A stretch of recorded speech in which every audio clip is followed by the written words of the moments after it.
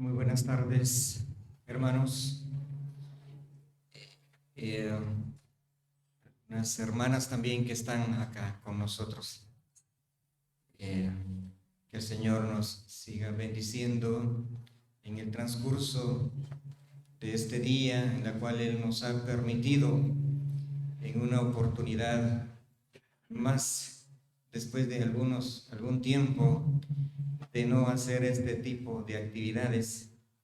Quisiera, hermanos, eh, entregar un saludo muy especial el día de ayer, cuando nos despedíamos con el hermano Donoso. Me decía: salúdeme a los hermanos que van a estar reunidos ahí en la junta. Así es de que, hermanos, reciban ese saludo. Nuestro hermano Donoso viene de recuperación de su enfermedad, y pues gracias al Señor ya está más restablecido, puedo decir, porque no es completamente.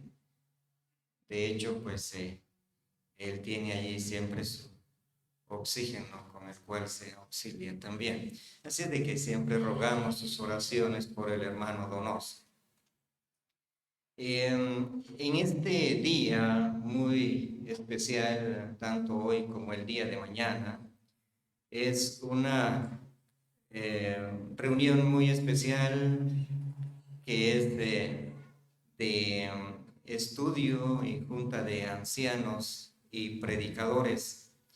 Y con este propósito se preparan los estudios que han de tocarse para cada oportunidad. De tal forma es que ya escuchamos por la mañana esos temas muy importantes.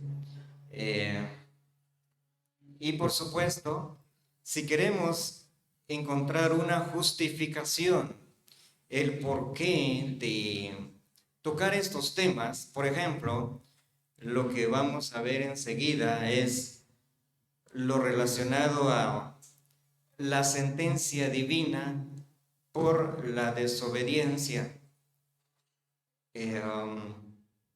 Si ya nos dimos cuenta, ya se tocó el tema también de la muerte espiritual. Y así, de esa manera, va en forma progresiva. ¿Con qué propósito o justificación se tocan estos temas? Precisamente por el nivel de reunión que se está efectuando, donde hay ancianos y predicadores, es que se tocan estos temas.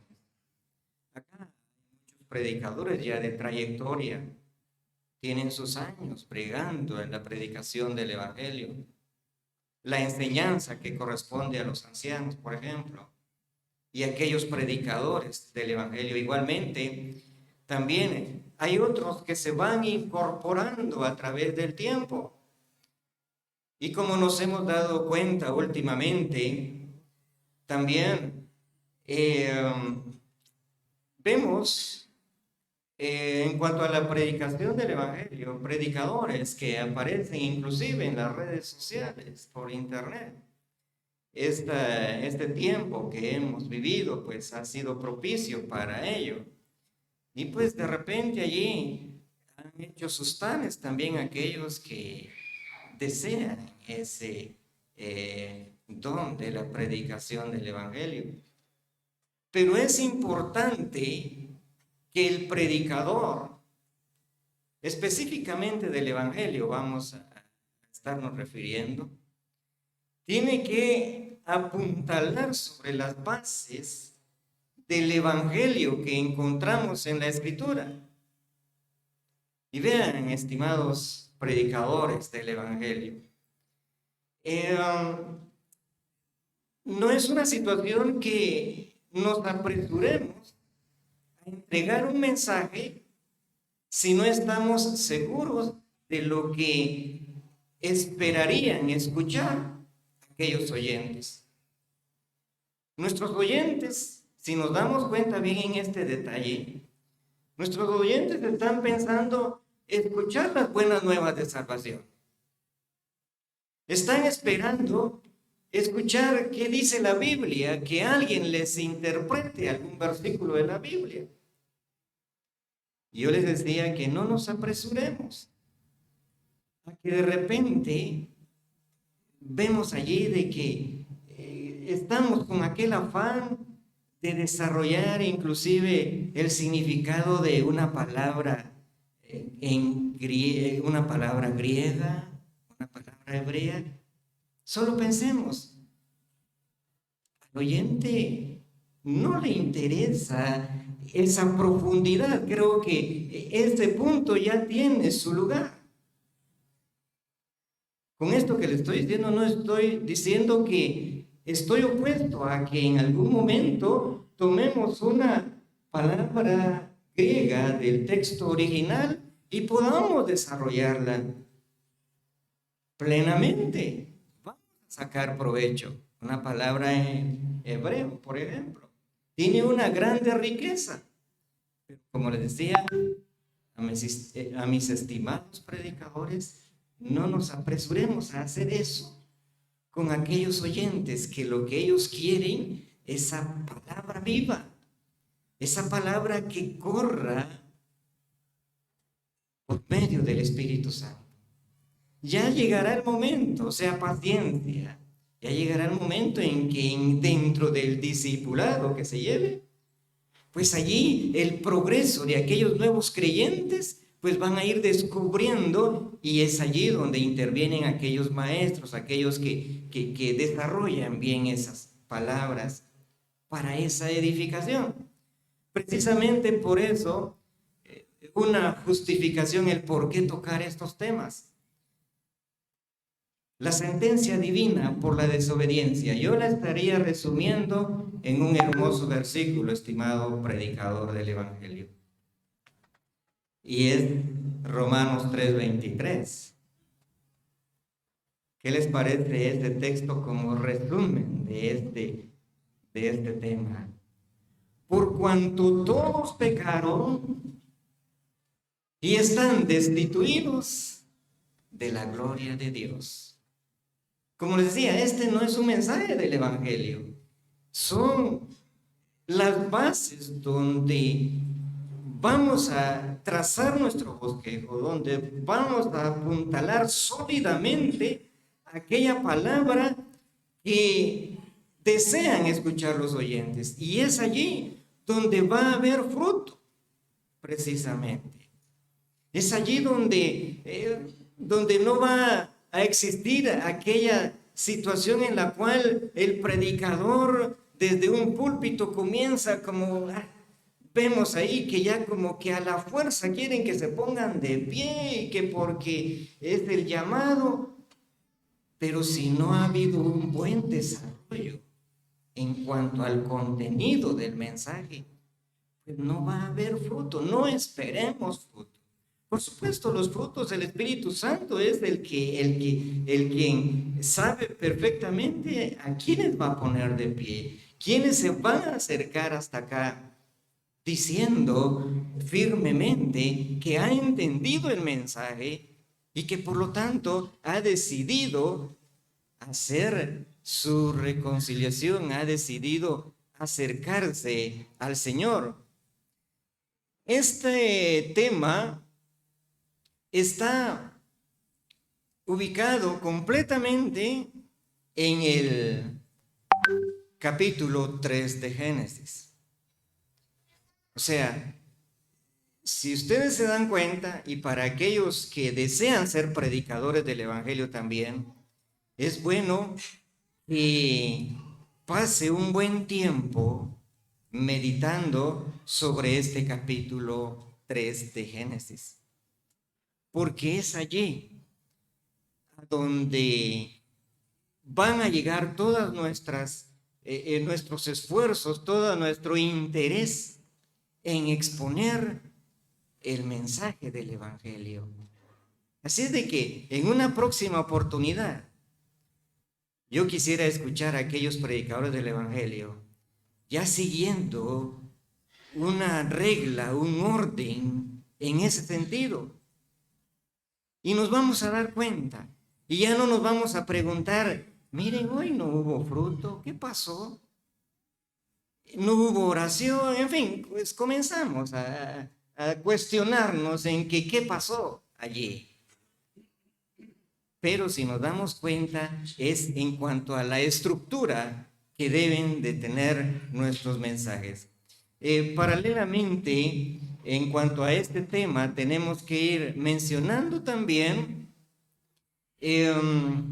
algunos términos como verdades que debe contener ese mensaje y que necesariamente, como les decía, tenemos que verlo a partir de aquella justificación, y es una verdad que no debe de hacer falta como una de las bases de ese mensaje del Evangelio, el cual vamos a proyectar. La justificación, por ejemplo. Si bien es cierto, vamos a saber dónde estuvo la caída del ser humano, y como lo hemos visto en este versículo de Romanos 3:23, donde se resume todo esto, dice, por cuanto todos pecaron, todos, o sea, no hay nadie que por su propia decisión pueda ser salvo, por cuanto todos pecaron. Nadie está fuera de todo, de toda la humanidad. Dice, y que por cuanto todos pecaron, a partir de ese hecho, están destituidos de la gloria de Dios. Vemos nosotros qué tan claro va a ir nuestro mensaje de aquí en adelante. Y todos aquellos, como les decía, aquellos que tienen años de predicar el Evangelio, van a renovar ese mensaje en la cual ustedes se desarrollan. Dice, y por lo tanto están destituidos de la gloria de Dios. ¿Qué es lo que ocurrió aquí? La situación de ser justificados, la justificación es un término forense, o sea, es un término que utilizan aquellos administradores de la justicia y que ellos saben muy bien sobre ese contenido porque van a dictar alguna sentencia por alguna culpa previamente comprobada esa culpa. Esa justificación, entonces, ese término, Dios va a declarar justo al hombre y que delante de Dios va a ser justo, y Dios lo puede declarar de esa manera. ¿Por qué? Por aquella obra hecha en la cruz del Calvario, donde fue imputada toda culpa por medio del Señor Jesucristo. Si nos damos cuenta entonces la centralidad que tiene conocer la caída, conocer el pecado capital, que es la desobediencia.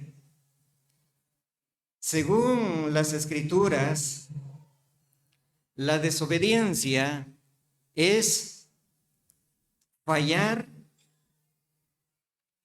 al querer seguir las leyes de Dios. O sea, no hacer caso a lo que Dios ha dictaminado. Y eso es lo que precisamente encontramos en ese capítulo 3 de Génesis. En esto, en esta situación de desobediencia, vemos que como consecuencia el hombre se separó de Dios. Vemos que allá en el jardín del Edén, Dios creó al hombre y a la mujer, y como dice allí, a nuestra imagen. Pero aquella creación en algún momento se vio involucrada en una situación de no obedecer el mandato de Dios. Y que por lo tanto, por esa desobediencia, fue expulsado, salió. Dios mismo lo sacó de ese privilegio que él tenía.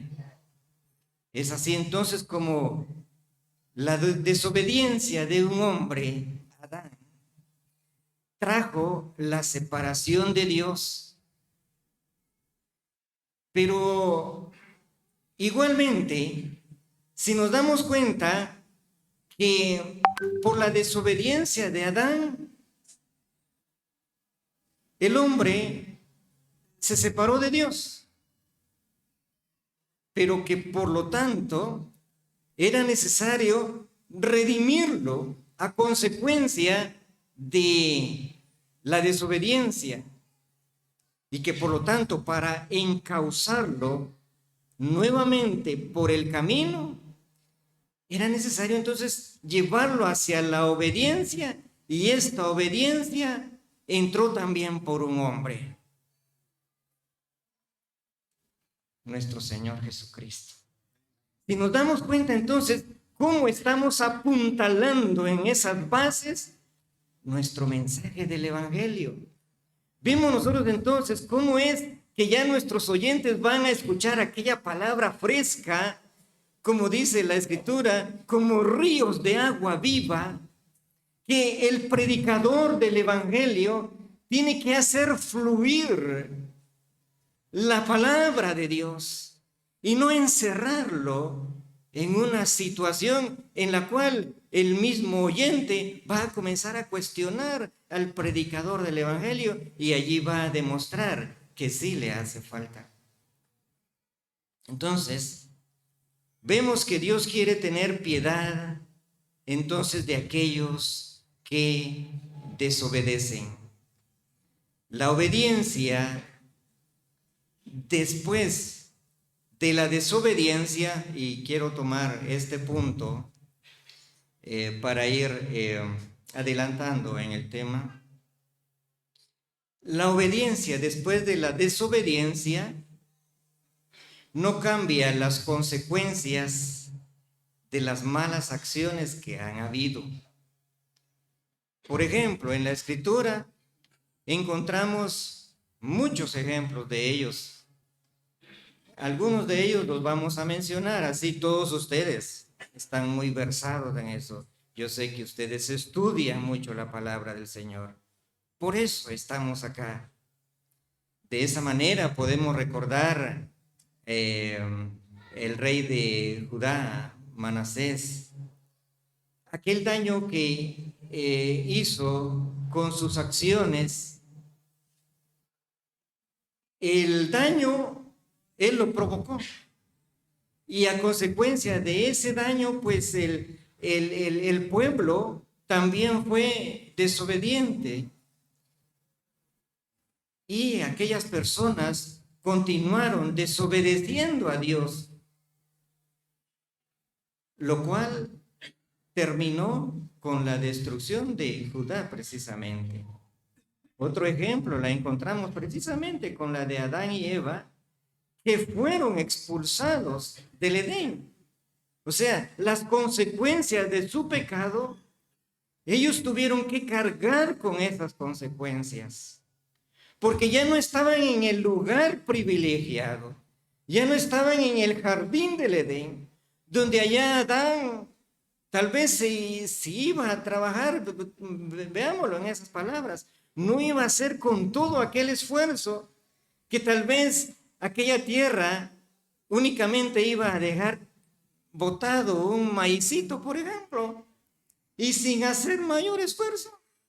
iba a crecer la milpa, le iba a dar grandes elotes allí para aprovechar esa cosecha sin mayor esfuerzo. Pero no, tuvo que cargar con las consecuencias de la desobediencia, de su pecado. De esa manera la tierra se volvió reacia y que por lo tanto tuvo que trabajar más. Encontramos también las consecuencias que hubo allá con Abraham, aquel conflicto que tuvo en su generación, en la cual se derivaron dos pueblos. Y que por lo tanto hasta hoy en día vemos nosotros de que las consecuencias de ese conflicto que él tuvo, pues lógicamente vemos esa separación de esos pueblos. De igual manera, la esposa de Lot, ¿qué fue lo que ocurrió con ella? Al voltear a ver, y que se convirtió en lo que nosotros sabemos, en aquella estatua. Las consecuencias de no obedecer, de salir. El caso de Sansón, por ejemplo, el revelar su secreto a Dalila sobre el origen de su fuerza. Sansón vemos de que él tuvo que cargar con las consecuencias del revelar ese origen de su fuerza. ¿Qué pasó con Jonás, por ejemplo?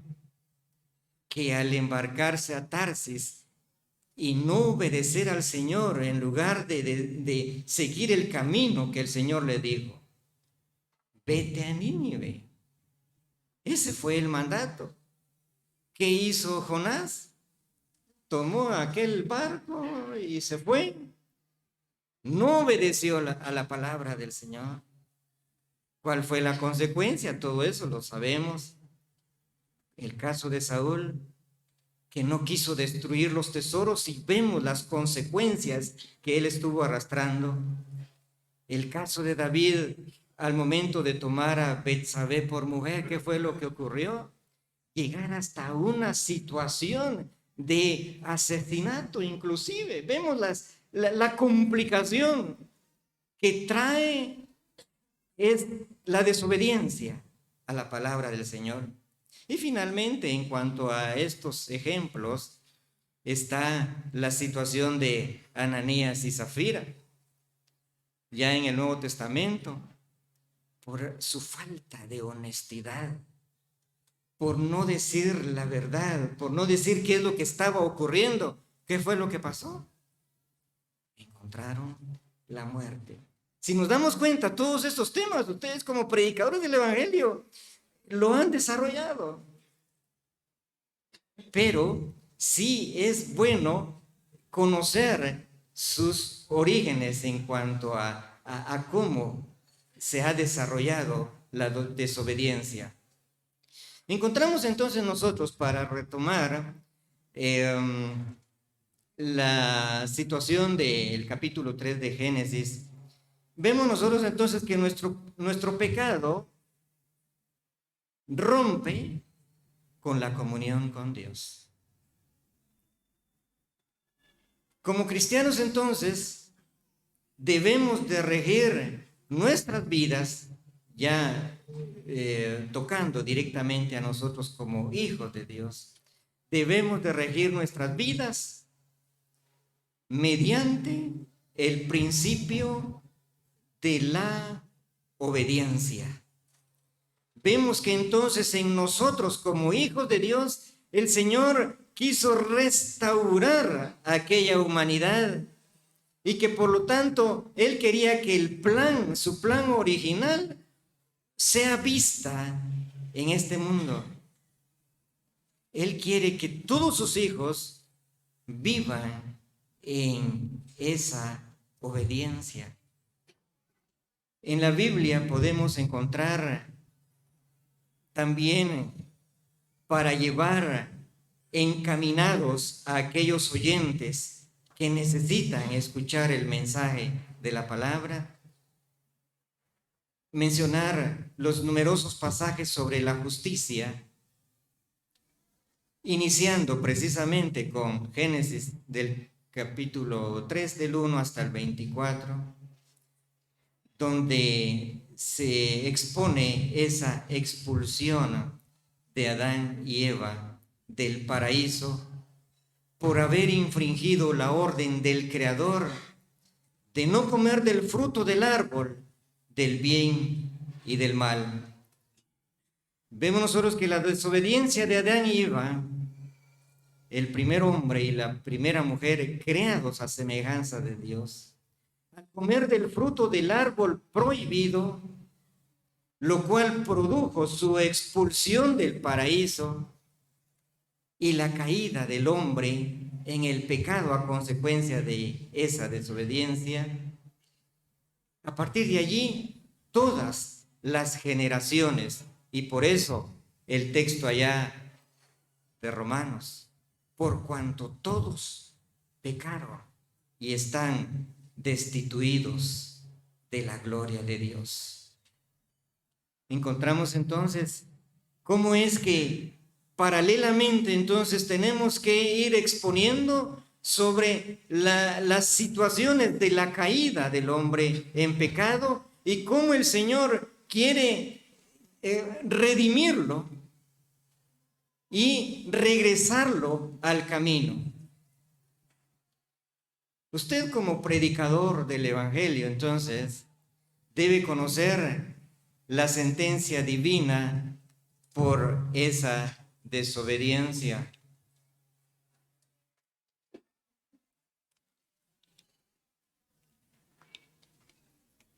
Vemos nosotros en la Escritura y lo que se desarrolla en este capítulo 3,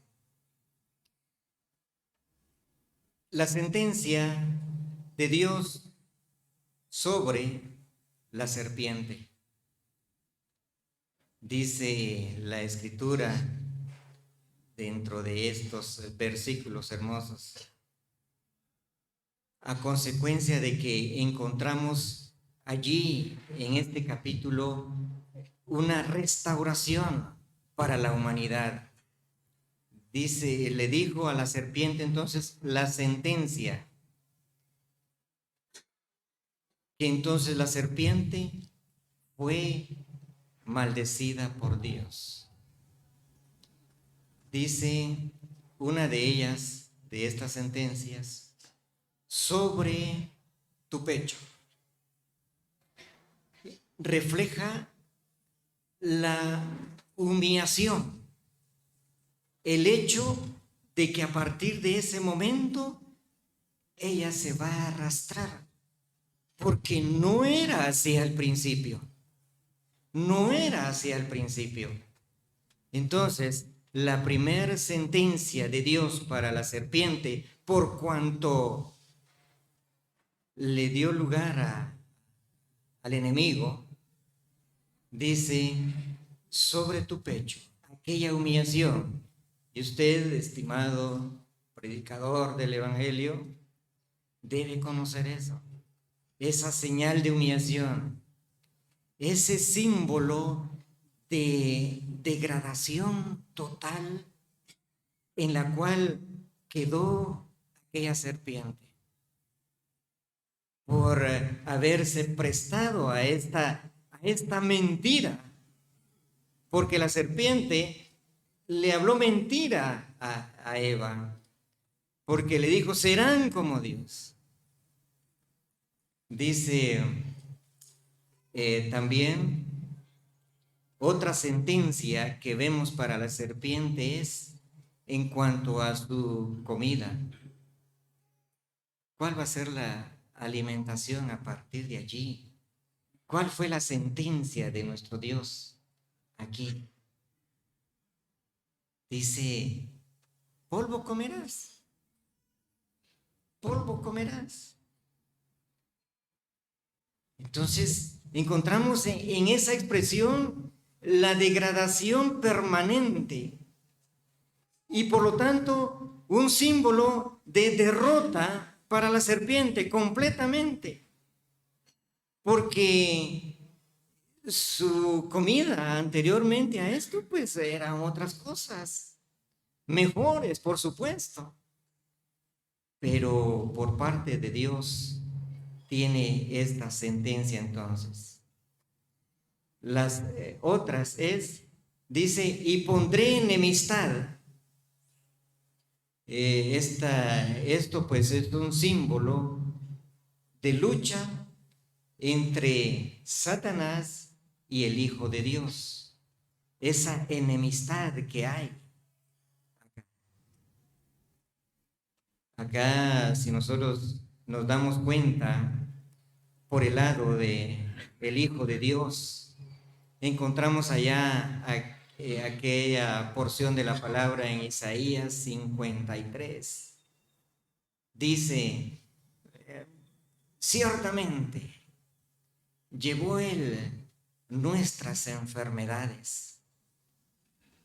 O sea, lo que nuestro Señor Jesucristo tuvo que cargar para hacer efectiva o hacer efectivo el rescate de la humanidad. Y que por lo tanto esto es lo que deben saber nuestros oyentes, nuestros interlocutores, en cuanto a la palabra que estamos impartiendo. Esto es lo que ellos deben conocer. Por ese lado, la sentencia misma que le dio al enemigo. Y vemos nosotros cómo nuestro Señor Jesucristo, al momento de vencer aquella cruz, por supuesto, Él fue llevado a la cruz y sufrió todo aquello. Pero vemos nosotros de que allí el Satanás, el enemigo, obtuvo una derrota contundente. ¿Por qué? Porque el Señor soportó todo aquel sufrimiento y que murió por toda la humanidad y que a partir de allí aquella humanidad comenzaba a ser redimida, a tener nueva vida.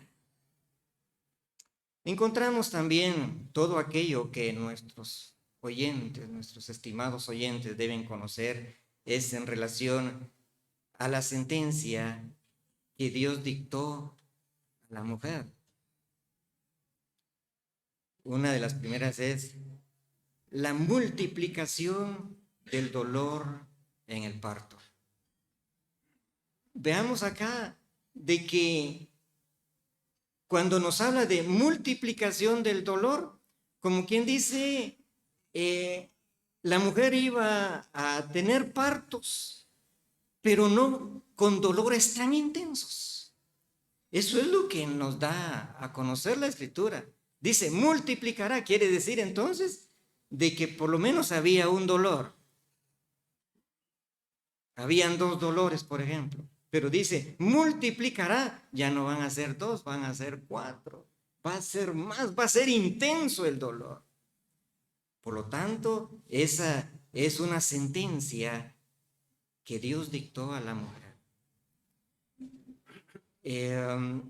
También tenemos en cuanto a la situación la situación del parto, una situación física también intensa que sufre la mujer en este sentido, la situación mental que le provoca esta situación, la situación emocional en sí en la que se encuentra también. También a partir de ahí pues aumenta y viene en aumento la población en la procreación de la humanidad a partir de esta situación. Todas esos problemas asociados a esta situación, entonces, a esta sentencia que tuvo la mujer, también encontramos dentro de esa sentencia el dominio y control del marido, como dice acá el capítulo 3.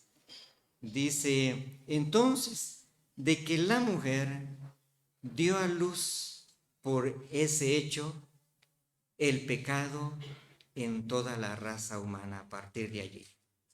¿Qué dicen ustedes? Nuestros oyentes deben conocer todo esto. ¿Qué decimos de la sentencia de Dios en el hombre? Dice, maldita será la tierra. ¿Y qué es lo que ocurre? Diariamente se le está recordando al hombre su desobediencia, si nos damos cuenta. En cada jornada que el hombre tiene para labrar la tierra, allí se le está recordando que desobedeció al Señor. Y que por lo tanto la consecuencia de esa desobediencia está en la reacción de la respuesta de la tierra.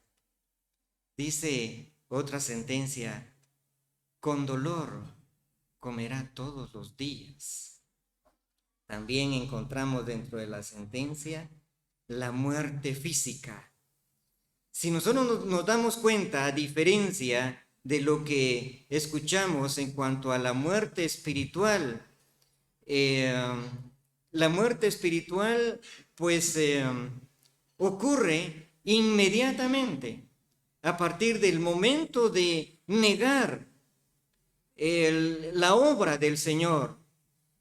Pero en cuanto a la muerte física, esta muerte pues da ciertas oportunidades al hombre para que experimente en esa muerte, que ha estado al borde de la muerte. Por lo tanto, el Señor le está hablando para que se arrepienta, para que se convierta. Y esto lo debe saber el predicador del Evangelio, ¿sí o no?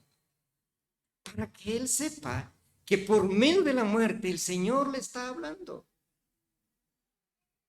Por eso encontramos aquí la importancia de la sentencia divina por la desobediencia del ser humano. Por lo tanto, cuando llegamos al versículo de Génesis en el 3, capítulo 3, verso 15, dice: y pondré enemistad entre ti y la mujer, y entre tu simiente y la simiente suya. Esta te herirá en la cabeza y tú le herirás en el calcañar. Esto entonces nos apunta a la declaración que Dios está haciendo, y que por lo tanto esto constituye el protoevangelio.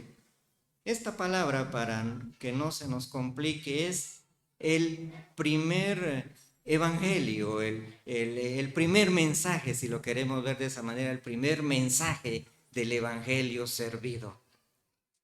Entonces, es importante que conozcamos todo ello.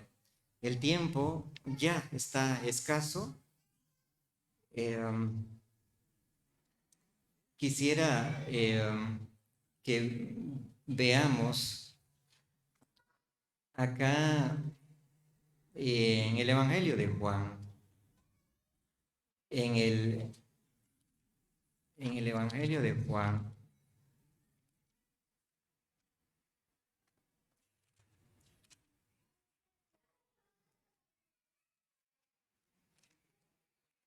dice el Evangelio de Juan en el capítulo, vamos a ver el 1, dice el versículo 29.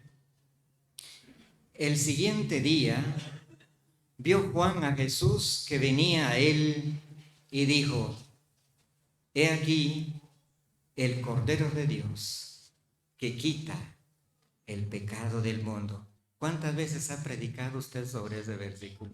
Qué hermoso, ¿verdad?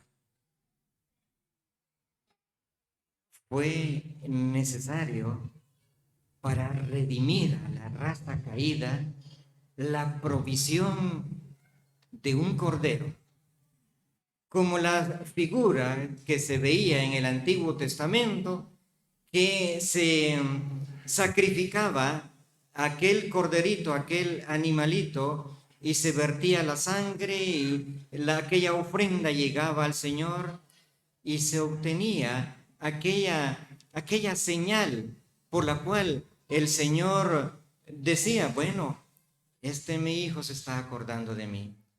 Pero cuando vemos acá este versículo que dice Juan, he aquí el Cordero de Dios que quita el pecado del mundo. O sea, no que lo va, que no es un acto en la cual Dios va a ver y pasó nada más. Y luego pasando nuevamente al pecado, no. Aquí dice que quita completamente el pecado del mundo. Así es de que usted, estimado predicador, en su momento no vaya a estar titubeando en cuestión de estas situaciones. Que aquel Cordero de Dios, que el Hijo de Dios verdaderamente quita el pecado. Completamente. Limpia con su preciosa sangre. Eso debe, vea, estimado predicador, eso debe ser contundente para el oyente. Debe ser una palabra fulminante para su alma. Que a este Cordero, que aquel que hizo ese sacrificio en la cruz, fue por causa de él. Y que por lo tanto es necesario que le reconozcan como su Señor. Encontramos acá hay algunas situaciones acá que vamos a dejar, hermanos, por situación del tiempo. Únicamente vamos allá a Hebreos y vamos a ir finalizando con esto. Dice Hebreos en el capítulo 9 y versículo 22, dice: y casi todo es purificado, según la ley, con la sangre. Y dice, y sin derramamiento de sangre no se hace remisión de pecados. Le falta escuchar a nuestros interlocutores esta palabra, sí o no. Está clara. Así es de que esto es una motivación, estimado predicador, para que usted se interese en, como decía al principio, apuntalar bien sobre aquellas bases su mensaje del Evangelio. Y va a ver cómo va a cambiar. En la próxima oportunidad le invito, le hago ese reto a que se atreva a hacerlo. Y va a haber cambio, inclusive en usted mismo va a haber cambio. Hay verdades dentro del mensaje del Evangelio y que por lo tanto, por cuestiones del tiempo, nos vamos a quedar acá, que por supuesto hay que conocer sobre la ley, hay que conocer, por lo tanto, su contrapropuesta, la gracia, ley y gracia. Hay que conocer sobre la justicia y misericordia. Porque la justicia dice, este es reo de muerte, este debe morir. Pero ¿qué hace la misericordia de Dios? No, mi hijo ya puso su vida en la cruz del Calvario. Y que por lo tanto, esa es la misericordia. Así es de que en lo sucesivo, estimados, es bueno tomar este reto y deseando que cuando tome nuevamente el púlpito, usted ya va a estar renovado por la palabra del Señor y vamos a escuchar el poderoso mensaje del Evangelio, aquello que los oyentes quieren escuchar y no otras cosas. No es necesario que nos desviemos a otras situaciones. Que el Señor nos continúe bendiciendo en esta hermosa tarde. Amén. Sembraré la simiente preciosa del glorioso evangelio de amor. Sembraré, sembraré mientras viva. Hemos llegado al final de esta meditación, confiando que la palabra de Dios ha sido de bendición para su vida personal. Sembraré mientras viva simiente de amor. segaré, segaré, al hallarme en la casa de Dios. Sembraré corazones sensibles, la doctrina de Dios del perdón. Sembraré. Lo invitamos a estar atento a nuestras próximas transmisiones, también a compartir nuestro contenido para poder llevar la palabra a más personas. Que Dios los siga bendiciendo. Mientras viva simiente de amor, segaré.